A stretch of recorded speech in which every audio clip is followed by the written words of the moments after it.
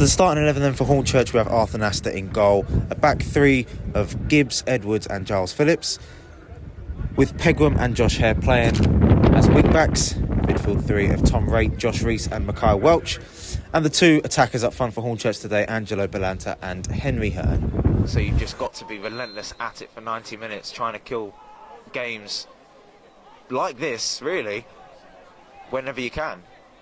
Balls in play, comes across the Hornchurch goal, it's cleared by Hare. Hampton in possession. Yeah, a little bit of indecisiveness there, and Hampton Leicester a little bit worried there as he dived.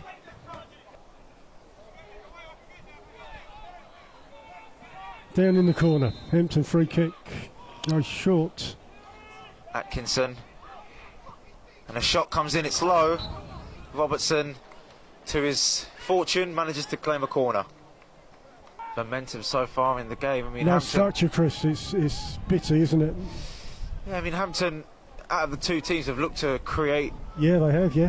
The more, attacking chances, as Welch manages to drive forward, beats a man, finds Josh Hare on the right. Welch has got a man on him, buys the foul. Soft one from Solka there. Hare to take. Ball comes in, curled in. It's in the box, bounces Only around. as far as Gibbs. His shot was blocked. Balanta chips in, it's nipped. Oh, just misses. Wow. It's almost as if Rees had his back to goal there, the way he was attacking that header. Yeah, Silva thought he was being pulled there. Balanta will try and chase.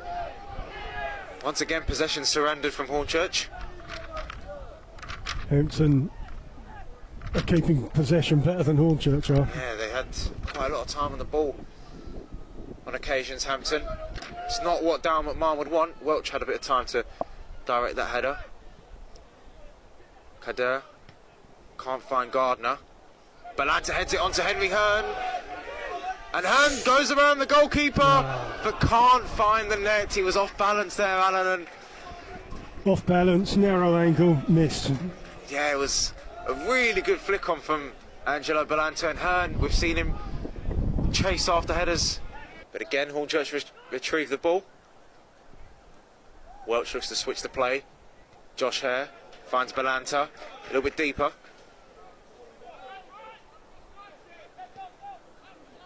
Welch with a bit of space.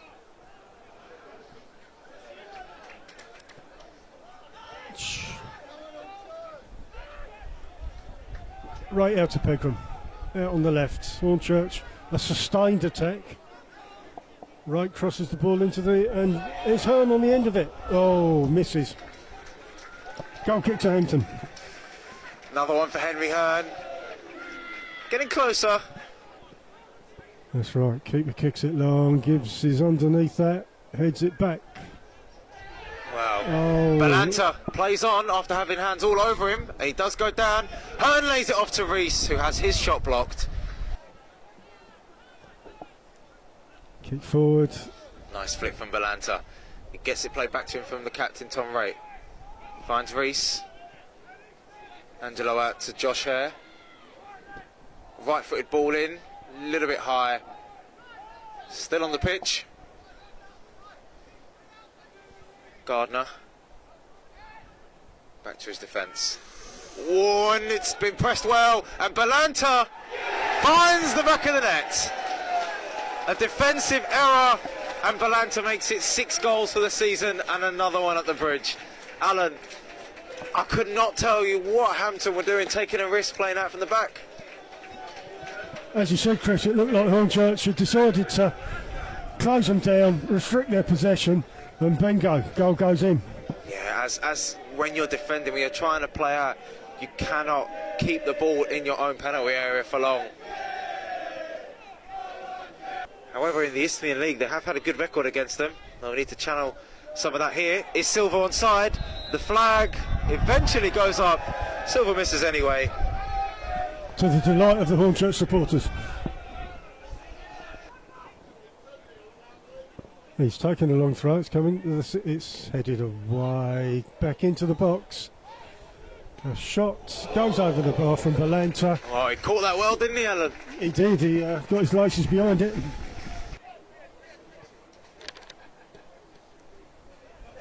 Hornchurch in possession. Hampton in possession, Gardner has it, right wing, crosses it into the Hornchurch box. Nesta collects the ball. Well, Silver just... Oh, dearie me. Nesta loses the ball, but Welch clears off for a throw. Hampton throw halfway line. In the 11.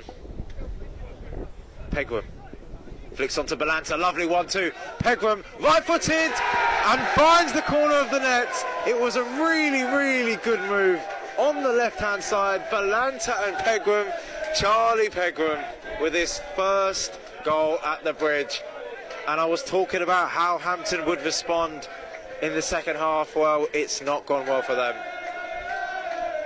Pegrum at the Bridge, 2-0 to Hornchurch, and there is now daylight between the two teams here today.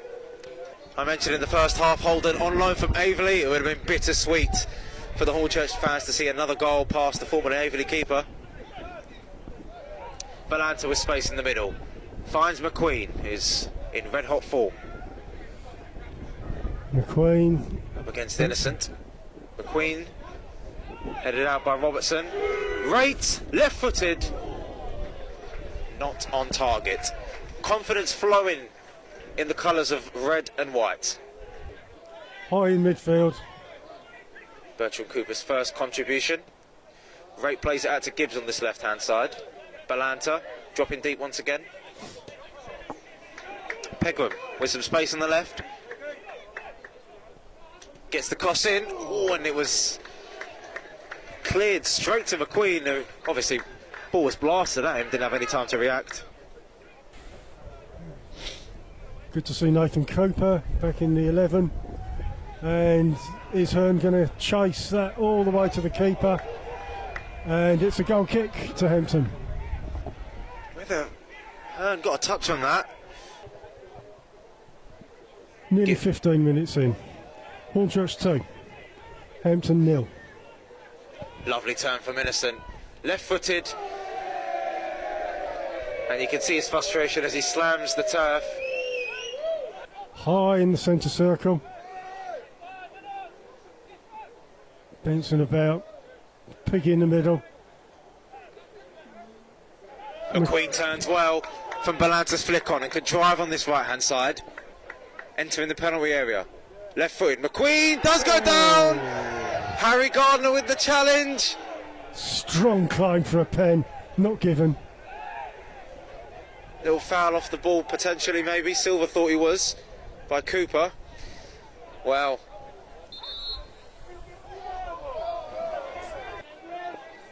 Good composure. Gardner.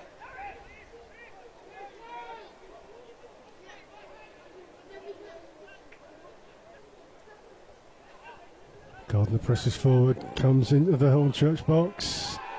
Oh, gets a free kick on the edge of the Hornchurch box. Right on the edge. This one might be a bit close. It was getting a little bit wobbly there, Chris. This could be a bit tricky, this one, Chris.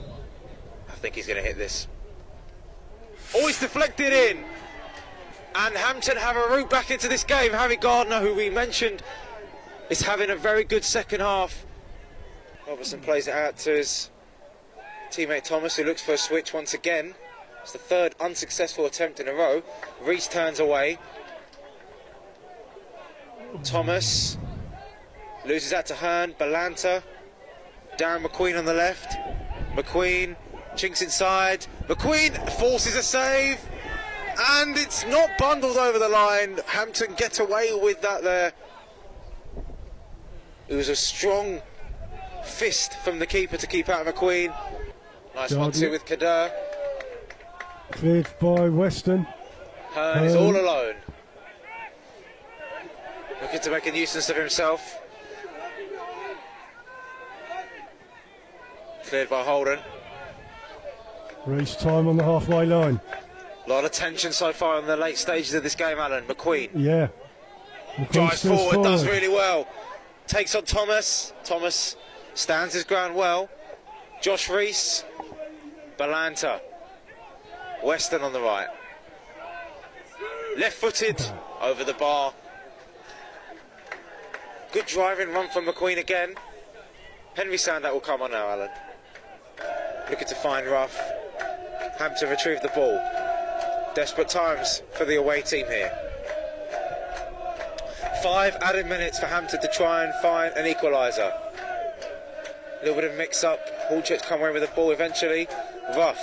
Hearn chests and is in a foot race with Thomas. Black shirts coming back. Hearn on the right. And it's a free kick. Good work from Hearn. Drawing the foul from Thomas. More seconds wasting away. Sayers. Thomas needs to drive forward for Hampton. Time running out. Kader on the right. He's been fairly anonymous the second half. Claiming handball. And Hampton will not have enough time to take the throw in. Allen, another win at the bridge. 2 wins in a row. And after 2 draws against Dover and Horsham, Hornchurch re-established a lead at the top of the National League South after back-to-back wins. They had to do it in a fairly tricky way. Daryl, 2-1 win today. What are your thoughts on the performance? It was probably not a great game to watch, I wouldn't have thought. We dug it out. We showed real resilience in the game, I thought. Hampton had a lot of possession, I thought, today. Probably not in that much dangerous areas, really. We let them have it in their own half, and then we looked to press them and nick it off them. We probably had the better opportunities in the game overall. So listen, there's another 3 points. It's another win. We're going into, by the time we get to Torquay next week, it'll be the 1st of November, and we're unbeaten in the league so far, so I think it's a fantastic start for us.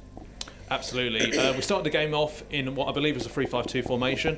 Used it in the Redbridge game as well. You had previously played 4-man defence. Was the thinking behind that the Redbridge game was a really nice performance? You want to keep that going? Or No, we played it last week as well, last Saturday. Okay. So we played 3-5-2 last week as well. So we've played it numerous times this season and changed probably in between the 2 shapes, 4-2-3-1 and 3-5-2.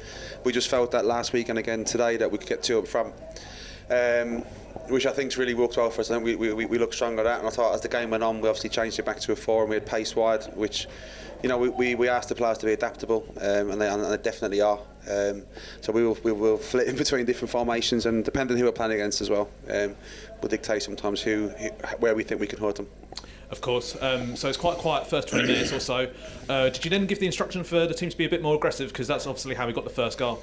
Yeah, I thought we were a little bit passive in that first bit, not getting close enough to people really to influence the ball, jogging to too many balls rather than actually coming out late and sprinting, which I thought we'd done better. As the game went on, I thought we'd done that better anyway. But yeah, probably the first 15-20 minutes it was passive. It wasn't an enjoyable watch for me personally, but I thought after that we did okay. Obviously, going into the start of the second half, you get that first goal very, very quickly through Charlie Pegrum. You made 2 changes prior to that at half-time. Was those instrumental for that goal happening in that sort of change of system? I don't think so. I think Pigs is a very, very talented player. We've asked him to get more goals and assists because we believe he can, and I thought it was a fantastic finish from him. A great little ball into Angelo and a great ball back from Angelo to him. And he's, like I said, we would think he's a player that can really, really up his numbers in there. But that had nothing to do with the change at half time. That was more Peaks showing his quality with Angelo.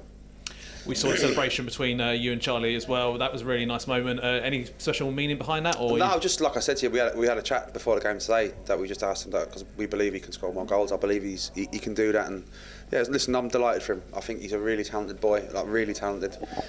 He's a player that we think can move on through the leagues again. So we just want to make sure that he's pushing himself to his maximum as well. And I thought he's brilliant today. The goal that Hampton got to make it 2-1 very much gets a run of play, don't you agree? Yeah, I don't think they had many opportunities on our goal really. Like they had a lot of possession, as I said, but I thought we defended our box really well. And I thought before that we had a penalty on Darren as well. I thought there were some really strange decisions today from the officials, and you know me, I don't really talk about officials, but I thought there's 2 or 3 for us that didn't go our way that we're going for Hampton very similar. So that was disappointing, but I suppose that even a ref can have a bad day. I suppose that happens sometimes, but no, listen, they got their goal, and I thought we defended really well after that as well, and we still looked a threat as well. And finally, looking forward to Torquay, which is obviously a massive game for us. Top of the table again, and winning away to Torquay, if we can manage that, would definitely be a signal of intent for us to show that we're really challenging for those upper echelons. Yeah, I think we're in a position now that nobody expected us to be in. That's internally and externally. I don't think anybody expected us to be where we are. I think we've performed really, really well. We're not getting carried away with that. We know it's early doors. Just God knows how many games there is to go. We're not even in November yet. Torquay, full-time, big football club, you know, massive compared to us, if we're being honest. They're full-time. We go there with no fear like we did last year. And we played really well there last year, but we fully respect that they're a top side in this division, and I'm sure they'll be a team that will be up and around the top end of the table coming into the season.